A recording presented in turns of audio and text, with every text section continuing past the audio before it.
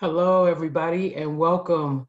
Welcome to our Friday show. This is July 31st, and tomorrow is August. I was just reminded that tomorrow is August 1st.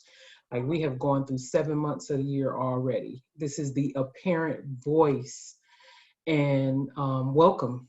Welcome to this show today about education and teacher's voice, educator's voice today, and how educators in the community, especially in Detroit, are addressing the reopening situations and how like schools are even informing educators and parents about their reopening processes. So I am Bernita Bradley, your host, and your host rather. I'm tired, but I'm your host today, and just want you to know that we have a wonderful educator who will be on today. But first, let me give you a little bit of a little back history. A couple of weeks ago, I had a guest on that we call Miss Educator. She was incognito, and she spoke about the opening of summer schools in the city of Detroit. That very same week, we had groups of teachers who went and they stood in front of buses and they protested and not just teachers, but they were community members who were like, this is not right. You are not considering our children. You are not considering the safety of our children and educators. And this should not happen. Like at this point, we need you to stop these buses, like you're not coming through us. And so it went on for a little while. I don't know if those protests are still going on today, but it did a couple of wonderful things. And I'll say one thing was it brought awareness to the fact of how divided this conversation is about the reopenings of school. And I say wonderful in the way of, I love the fact that it exposes the reality of stuff, because there's one message that was being said that parents and educators want this. Parents and educators want to open up schools. But then there was this other side. That was the reality, right? People are like, how are you opening? Wait a minute. You have not talked to us. You have not really communicated with us how this is going to look. And we don't think it's right that you're just opening. And so through that conversation that I had with Miss Educator, we ended up finding out that some of the schools opened up and didn't have PPE. And they had PPE, but they did not have enough for a full week. And eventually, I think it was that Thursday, they ended up getting more. And they ended up having enough for the students that were in the building. That was because all the students didn't show up, which means technically you did not have enough, right? So I kind of went on Twitter and started talking to Dr. Vitti a little bit on Twitter. And I should have posted that. I should have shared the video so you can, the snippets of it so you can see. And one of the things that concerned me was that Dr. Vitti, who is the superintendent of Detroit Public Schools, made a comment that only 2 children out of 200 and something at the time, he said, tested positive for COVID. I think I'm talking a little fast, but when he said it, because I feel like I'm missing some of the pieces, but I'm just trying to give you the quick overview of it. And when he said it, it really was like, only? Like, we're not willing to sacrifice none of our children. What do you mean only? And the residual side effect of one person getting COVID or one child getting COVID could possibly be 20, 30 people, because that child lives in a household with people. Those people in that household communicate with other people outside of their household, especially if they work. That one child has been in connection with other students in the classroom and their educators. And if this is the mindset of people who are making decisions around opening and closing of our schools, that only 2 kids got it, that is a concern to me. And it should be a concern to everyone. And everything they kept saying was, well, tell us what school it was you got the information from, because they were trying to find out who Miss Educator was. No, you're not going to find out. So I got an inbox from Nicole. Come on ahead on, Nicole. Come on ahead. Forgive me. I'm just rambling on, and my opening time is up. Forgive me, you guys. Forgive me. So Nicole Conaway, how are you? How are you? I'm good. Thank you. Happy to be here. Thank you for the opportunity. Good, good. And so Nicole emailed me around that same time and she was like, yeah, can you get me in contact with Miss Educator? And I was like, no, who are you? So I was like, wait a minute. Like, just protecting people's privacy, right? Protecting the fact that I don't know who you are. And I just, of course, I went and I looked up Nicole and I was like, okay, I kind of like some of the stuff she's saying. Okay. It's some of the stuff. I'm like, okay, that's cool. And she's been on fire for the last couple of weeks, probably longer than that, but under my radar the last couple of weeks, protesting and making everybody aware of what's going on and how educators are being misinformed and informed about the wrong things or whatever it may be. So I'll let you now go ahead, Nicole, introduce yourself and then we'll go into today's conversation. Thank you. So yeah, I'm Nicole Conaway. I'm a Detroiter. I'm an educator. I teach high school science, and I've been teaching in Detroit since 2001. And yeah, I'm really happy you're having this conversation today. I think it's so important. This is the fight of our lives, literally. We've said that a lot in Detroit. We've had a lot of fights, but this is the most serious one so far. I know, and it's really important. Yeah. Yeah, I like that you said it's a fight of our lives, right? Because it's about lives right now. I don't today people were saying things on, so today our superintendent went online and he hosted a town hall to present the reopening plan. A reopening plan that in my opinion was pretty vague. It was pretty still presumptuous of, well, we don't know for sure, but this is what we think we're going to do, right? And I don't think this late in the game, parents or educators want to hear that this is what we think we're going to do. And one of the biggest things I kept putting in there was, what are you going to do when kids test positive? What are you going to do when children test positive? And I did get a result back from them, but again, it was like, I still want to know how those other two kids, or now that I was three, how they were handled, what type of supports they received. So Yeah, I think everyone had the same reaction you had, when BD said, well, it's only two kids. Like, what do you mean only? One is too many. It's been everybody's reaction. And now we know it is three. But we actually don't know the real number, because from the documentation they had to submit as a result of our lawsuit, there were over 100 tests still awaiting results. These were that were tested at DPS schools, according to the documentation from the health department, and don't have the results back. So I think that just shows, the level of dishonesty and cover up among this administration, who is really now acting like an emergency manager and needs to get out of Detroit. We can't have another person like that threatening the lives of our students and their families and the teachers and really our whole community. Because the thing about keeping schools shut down, which is what I'm advocating for and BAM is advocating for, and now many other teacher groups are joining the call for that, it's really about protecting the entire community, because people go home from school at the end of the day, and interact with their families, their parents. A lot of our kids live with grandparents. And with the rate of spread we have right now, that is just going to, grow exponentially if we reopen these schools right now. So we need to shut down summer school and keep schools closed. Yeah. So let's go back to the lawsuit. This lawsuit. Explain to us what happened with the lawsuit and how that went on. Yeah. So BAM, and on behalf of the organization and some teachers. And explain what BAM is. Thank you. Yeah. BAM, the full name is the Coalition to Defend Affirmative Action, Integration, Immigrant Rights, and Fight for Equality by Any Means Necessary. And have been around since, started originally around the fight to defend affirmative action at the University of Michigan in here, and has taken up the fight to defend public education. And the early 2000s, when the immigrant rights, the attacks on immigrants started, had to bring that into to the fight too, of course, and continue to fight for equality and justice in Detroit and across the country.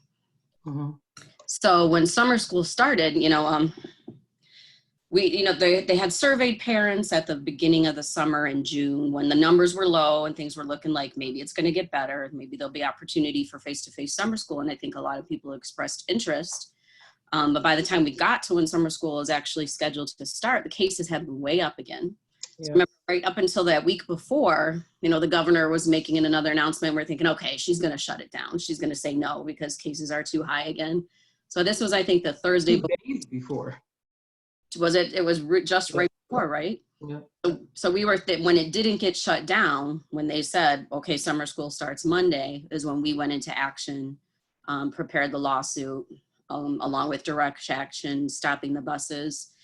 And through the lawsuit, we were able to get a temporary restraining order in which the judge ordered the district to test every student in summer school because that they weren't even prepared to take that precaution, which is not acceptable at all. And I think shows, how little they value the lives of our children. And it's just clear example of what a racist attack this is, experimenting with the children of Detroit, once again, using them as guinea pigs in a modern day Tuskegee experiment, where you're literally sending these children to be exposed to a deadly virus that we have no real treatment for, we have no vaccine for.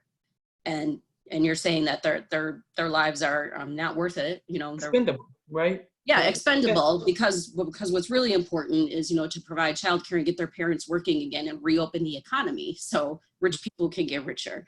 We're not going to sacrifice our lives or our students' lives for that. Yeah, and I like that you bring that up, because I keep taking it back to, this is not just a conversation around education.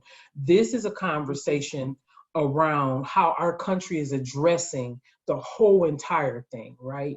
Yeah. And if you are not thinking about lives, you're thinking about the economy, then that's when fall down like this happened, where schools are trying to force people back into seats because they want to open up the economy for people, right? And that makes it a real bad problem, because we know from history, like you even mentioned it, Tuskegee, right? Or even talk about the pandemic in the 1920s.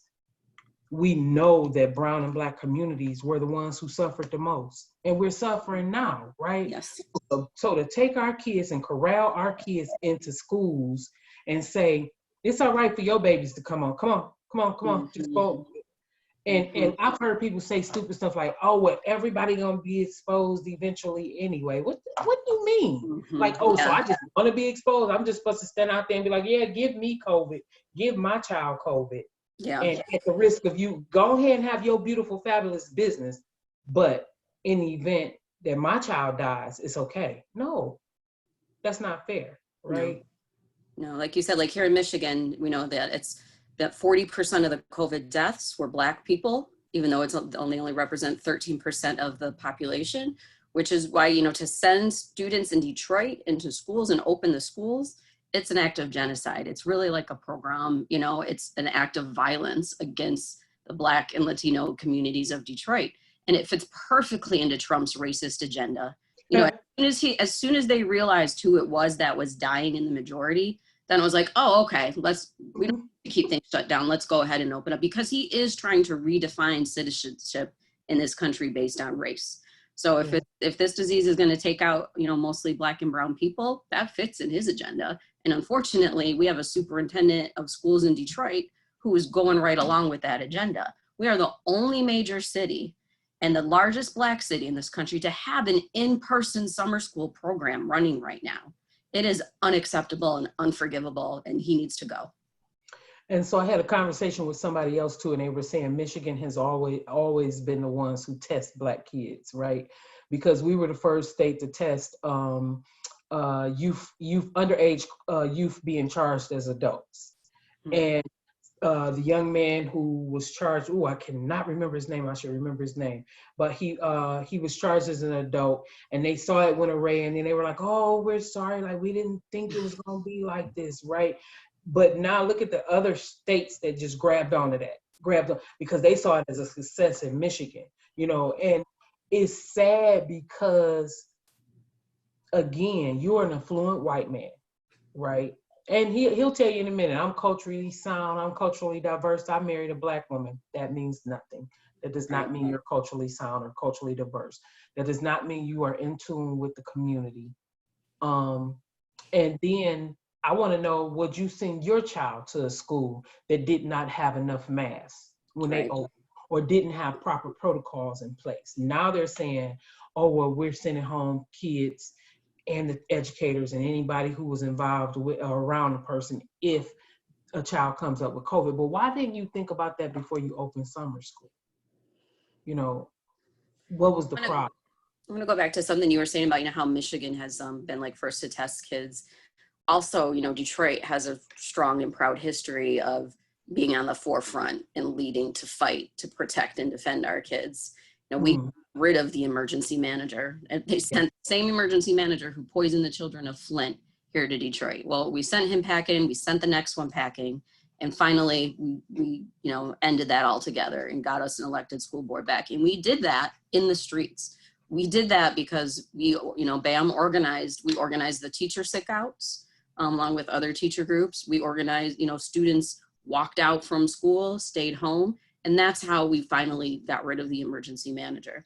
So we know how to do this, and that's why we've been out there blocking the buses. And right now with the new movement, to protect and defend Black lives in the wake of George Floyd's murder by the police, we have a whole new group of energized young activists who are so determined, and they've been out there with us. And it's really great to have that energy. And that's how we're going to protect our community. That's what, we know we need to. We're going to put pressure everywhere we can on our superintendent, on our school board, calling the governor, telling her to shut it down. But ultimately we know even this is why we were able to win the temporary restraining order in court, because of our mass mobilizations, because of the car caravans we've done around the schools and in the community, because we were out there at 5 a.m. every morning to block those buses. Mm-hmm. Those bus drivers had not been tested and were driving medically fragile students to school. That it's just insane. So, and I mean, even stand up and fight for ourselves. I thought about the buses, like our city buses now have this new thing of, like, in order to get on the bus, you have to get on the back of the bus to protect the driver, right? And our school buses don't have a back door, right? So kids are getting on walking past, right? And so just the things, the nuances that's going into this, and let me be clear, this on my behalf, this is not about taking choice, because people have turned this into a choice argument. Choice is saying that I'm trying to negate you from going to a school, or I'm trying to stop you from going to a school that you choose to go to.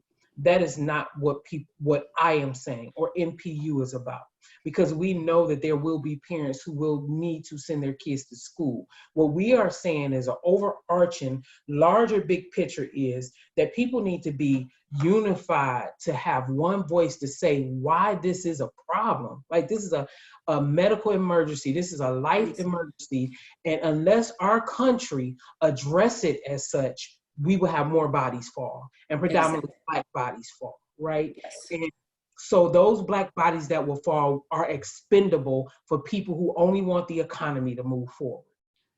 And that is a catastrophe. That is terrible that we have anybody going along with this, and it's not to shame Black parents or white parents or anybody who decide to send their kids back to school. I don't want people to think that that's what this is. These fights are literally about systemic change. What you were talking about, even with the emergency manager. So at the time I was working for Excellent Schools Detroit and Enroll Detroit, and we were a part of that coalition that went to Lansing and was like, no, the emergency manager needs to leave. No, we want our school board back. And I'm often reminding Dr. Vitti, you would not have your job unless it was for parents and community members, because we are the ones who protested to get you your job. Right. And so for now, today he announced that 36% of parents said that they want to go back to school indoors, right? And that's not to say that 36% can't do that, right? But what I would love is for us to come together and have this conversation and this rally to say, Donald Trump, you need to make sure that families are provided for until this thing is over with. Right. Like financially provided for. The economy can survive with people not working, just because of the simple fact that all it takes is for our United States is the only country that has given out a stimulus of $1,200. Mm-hmm. The only country. country. Everybody else has given out a consistent stimulus to their community members to make sure that they can sustain life until this pandemic is over. Yep. Because that is the only way you control a pandemic like this. You have to shut down the economy and keep people home. This is, I agree with you. We're not trying to shame parents. No parent should have to make that choice. That is a false choice to have to send your child into possible danger while you go out in danger to work to put food on the table and pay rent. That is no choice anybody should have to make. With the wealth of this country, with the hundreds of billions of dollars given to corporations, in the COVID bailout packages, including, our own hospitals here in Detroit, Beaumont and Henry Ford getting hundreds of millions while they were laying off workers. That money is there to do exactly what you said. Pay people to stay home and stay safe, and not put people in the position to have to make a decision to put their children in danger.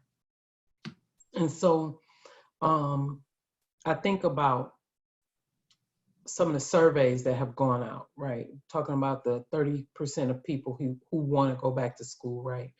One of the surveys was asking parents, if need be, would you be able to afford your own children's technology? Would you be able to provide your child with technology if you stayed at home? Would you be able to provide your child's technology not technology, but on PPE if they do come to school? Like that, those questions in and of itself is proof why it's like children don't come first. Wow, yeah. And we shouldn't be even sending our kids to institutions, because that's what they are. They're institutions, they're not schools, right? And we shouldn't be sending our kids to places like that if this is their concern about us. Like, what do you mean all year long? And so that takes me to some of our school buildings. Talk about how some of our school buildings have been like for the longest. And they're saying what they've done in some buildings, right? But what do you think about some of the school buildings? They're not safe in the best circumstances. We have had buildings where the temperature in classrooms gets up to 100 degrees, windows that don't open, poor ventilation. And in the case of a pandemic, we don't have safe drinking water in any of the buildings. They had to put in the filtration systems because we have, lead in our water. So the sinks, a lot of the sinks don't have water that gets hot to wash your hands. Even things like toilet seats don't have covers in school buildings like that. And we know that's one of the ways COVID is spread. So even if they could, implement every safety measure, it still wouldn't be safe. And when you're dealing with an airborne viral pathogen like this, it's just not safe to have people gathered in the confined space for hours at a time. Yeah. Wearing a mask, keeping the 6 feet apart is for things where you're having limited exposure, like in the grocery store for a limited amount of time, not for hours, of a day spent within a classroom together. And when, the district, was on television trying to show all these things they're doing, and Dr. Vidi's wearing his N95 mask, and the students had on homemade cloth masks, the teachers only had a surgical mask, that shows you right there, he knows it's not safe. And they couldn't keep those masks on properly, and the students were not sitting 6 feet apart. So even, they're trying to show their example of how great they're doing, they're not even implementing it then. Yeah. I really have a lot of respect for the leaders of other school districts. And this is, I would say, something, I'm really proud of that we've done as a community, that we kept so many children safe from summer school, even though 2,000 were enrolled. It's come down to less than 300 actually attending. And we have 1 more week to go, and we'll be out there again. We'll be out this weekend in the community, talking to parents and flyering people, encouraging them to stay home. We'll be, out in the Monday morning at school. So I invite anybody to join us, look up BAM on Facebook, and you can see where we're going to be, what our events are going to be. But that's just such a victory for the community of Detroit. And I think says a lot about, how we know how to organize with each other to protect ourselves and keep ourselves safe, and have won for so many other districts and cities across the state now that are saying they will start the school year off virtually. And in their letters to their communities, they were very honest in saying, we've reviewed the guidelines from the governor. we know this will not be safe in our schools. Yeah. That's honesty. That's real leadership. That's what we need to be telling parents. Yeah, and there's a lot of organizations that are like just owning up to it. Like a lot of superintendents are like, yeah, we don't see ourselves keeping these babies safe, right? Right. One of the things that got me was Dr. Vitti made a comment. He was upset because Tanya Allen from the Skillman Foundation was asked to be on the governor's task force for reopening schools and not himself. And it was a little bit of a rant to me about, well, Tanya Allen doesn't know schools and this and that. And granted, okay, Tanya Allen does do financing and she's done a whole lot around schools and education and parent involvement. And granted, there should have possibly been a space for Dr. Vitti on it. But he said that during a conversation about him knowing more about opening schools and the process. And I'm like, nobody knows more about opening schools during a pandemic. Exactly. This is not I have a PhD and I've been practicing forever. And you no, the arrogance, the arrogance behind it, right? And then when you see some of his rants on Twitter, I'm like, you sounded like 45. You sounded like him. 1 minute you're saying nobody should shame educators. This is a shame, educators shaming educators. But then in the next couple of tweets, you're like, how dare those schools for saying they're only going to school on virtually? They've said that too soon. The real story should be that. And I'm like, well, you're shaming educators now, right? So it's this thing of we need to come together with a common voice. And so the other side is, I feel like we need to learn from our predecessors, right? People who opened up before us. People who literally opened up a couple of months ago, China, all of them, right? What are they doing? And how, when their numbers are going back up, when they tested schools, how has things turned out for them? We have the opportunity to actually learn from this, but instead everybody here is in America is oh, we know best, or I can't say everybody, but the ones who are we know best, they're we know best. We've got the best medical, but in America, you have to understand we have the best medical people. Yeah, but we have the most deaths too, and we have the most body counts. I mean, number of people with COVID, right? So I wanted to show, I'm on a screen share right quick. I wanted to show this video and get your opinion on it. So I'm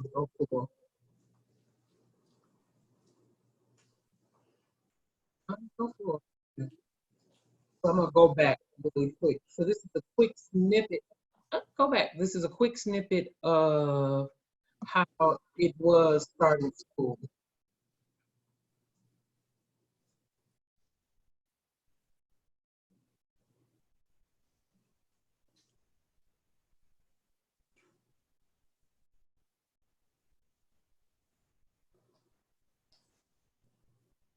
I can tell you none of this is being done in Detroit schools or will be.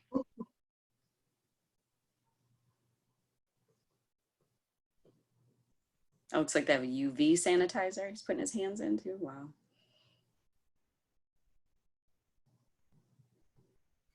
So yeah, so that's how it was starting school in overseas, right? And when you think of that, it's like, oh, wait a minute, I got something else starting. Let me stop you. Wait, okay. So that's how it was starting school. And here in Michigan, all we can say is we have masks. Some schools have asked parents to do a thermometer check of their own kids at home before they come to school. Right. And then we have spacing of desks. If other countries have done all these measures and then they've still had to close back down their schools. Exactly. And the other important thing to know is before they even opened the schools, they had the pandemic under control. They weren't trying to open schools with 1,000 new cases happening a day. They brought those cases down to 0 first, and then very cautiously opened schools with all these safety precautions. And then, like you said, as soon as they had a couple cases, had to shut back down again. So we know that's what's going to happen here.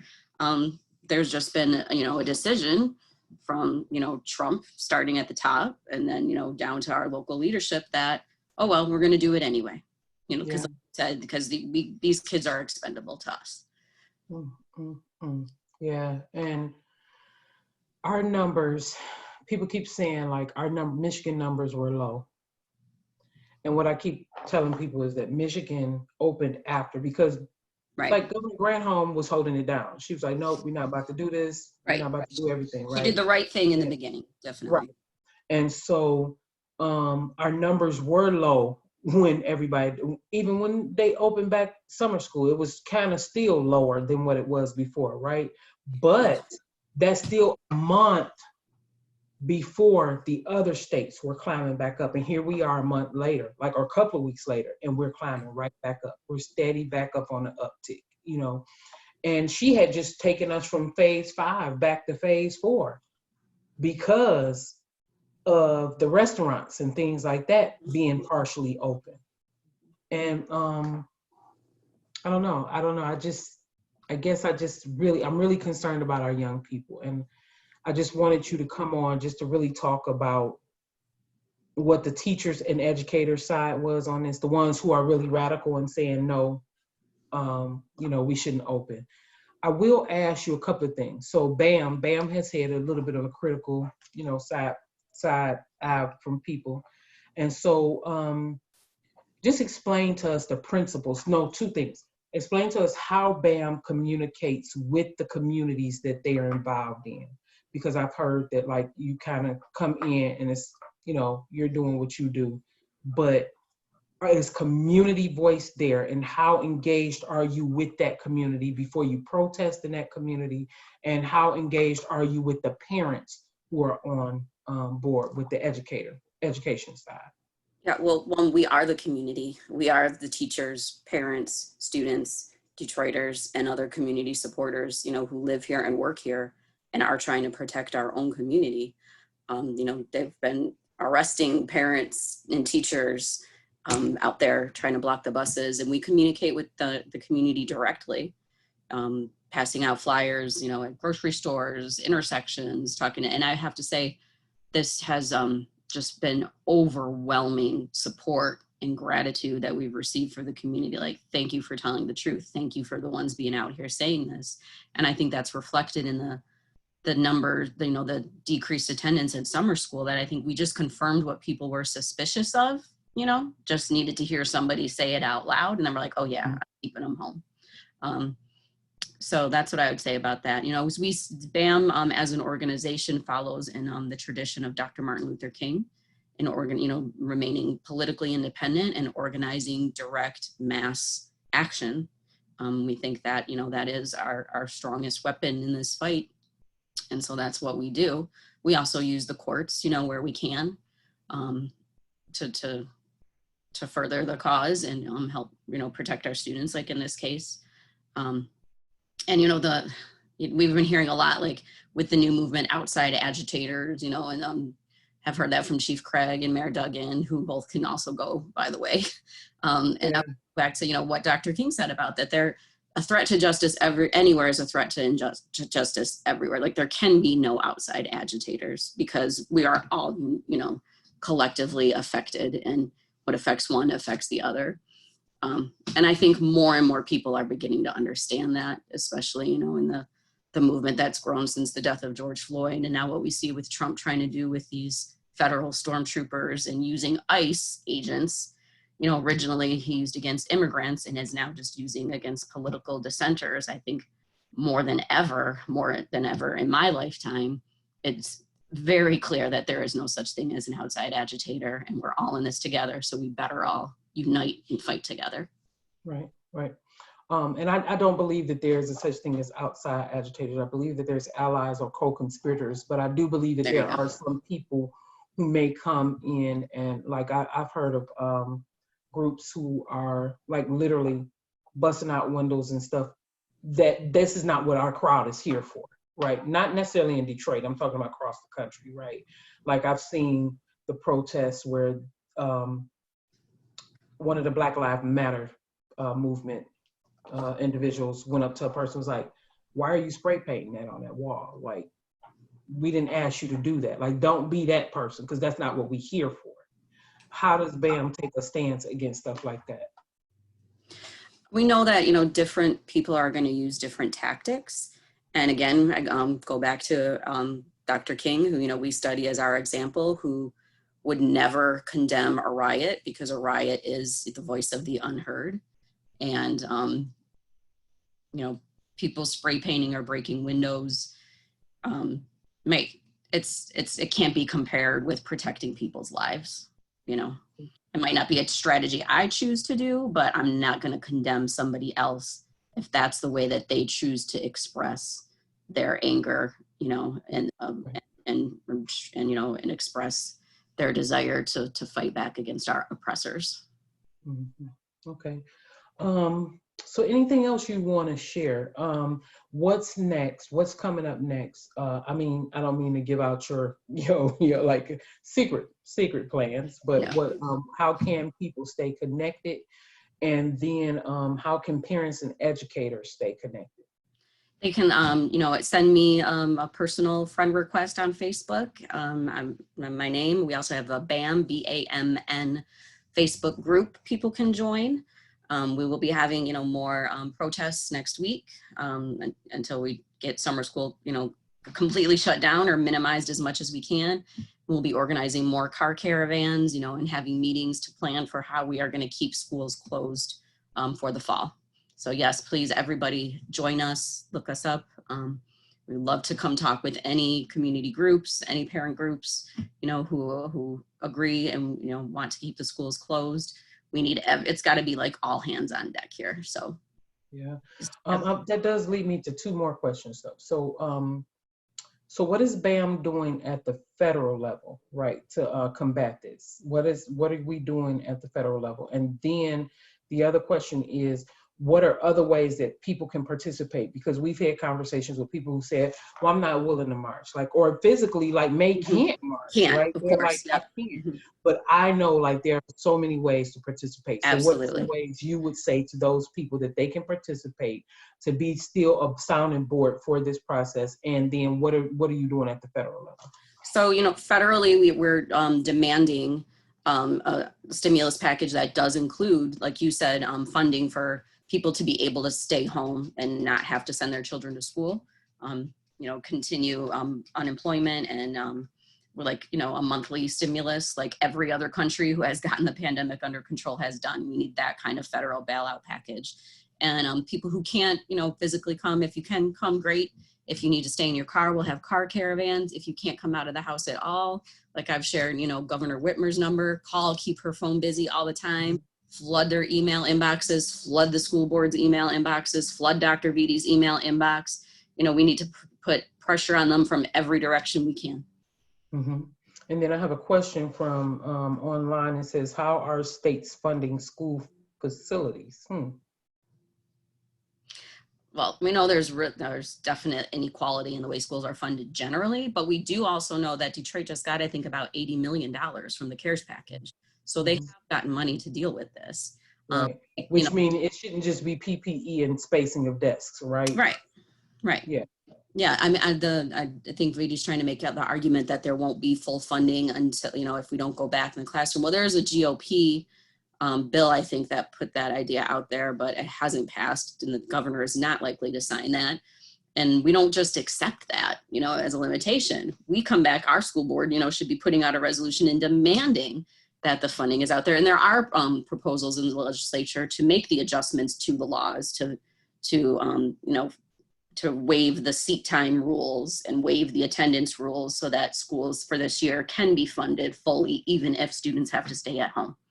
And what I meant to say, on winning the demand for federal bailout package to, you know, be able to allow people to stay at home, if we can win the fight to keep schools closed, it puts us in a much better position to win that type of federal bailout package. Yeah. Yeah. And other countries have that. Exactly. That sense, right? Yep. So it's not just something we're trying to get that's unique to America, right? Right. We have, I think it's Germany has one, France has one. All of them, yeah. all of them have some type of stimulus that they are providing monthly to families. And those stimuluses are not minimal. It's not to just say that we're putting food on people's doors to say, here's your food for the month. They are actually providing them with cash. And that's what needs to happen across the board here. We have enough brown and black, and then the brown and black communities are the ones that like make the less anyway, right? Right. And so it's like, and do the essential work, do the health. all the work. High school students who are healthcare workers in nursing homes, you know, like you said, the Black and brown parents are the ones out there putting themselves in danger, you know, to take care of other people during this pandemic too. Making in some ways $10 and $20 cheaper, less than what their white counterparts are making.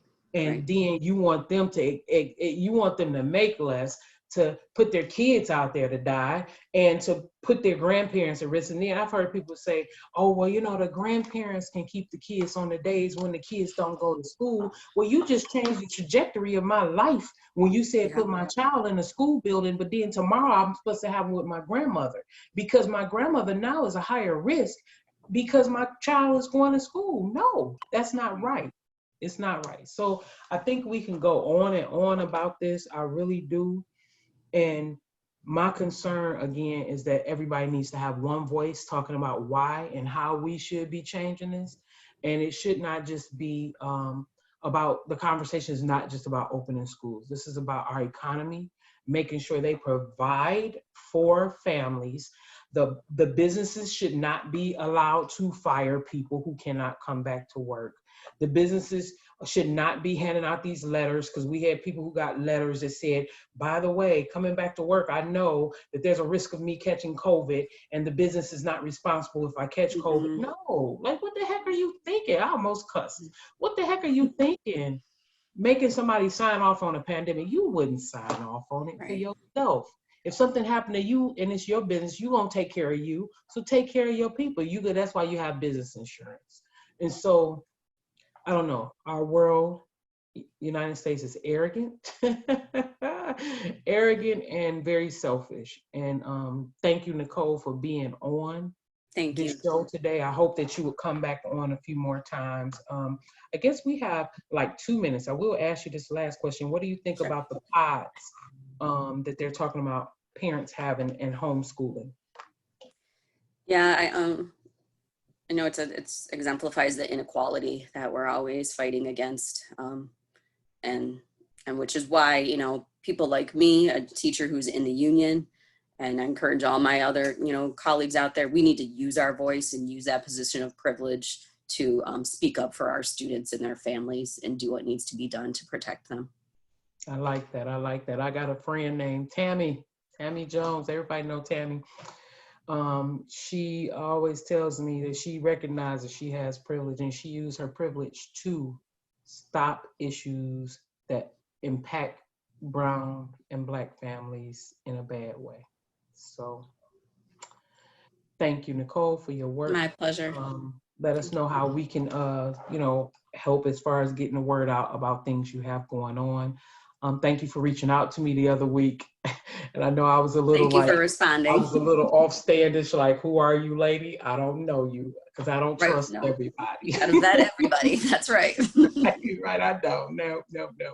But thank you, everyone. This has been the Apparent Voice. And please go and like and share. Ask any questions that you have. Nicole can feel free to come back and actually answer some of those questions, and I can answer or email those questions to her as well. If you have any, connect with her, connect with BAM, connect with the Detroit Teachers Union if you are an educator or a parent. And thank you. This has been the Apparent Voice. We are signing off on Friday. Enjoy your weekend.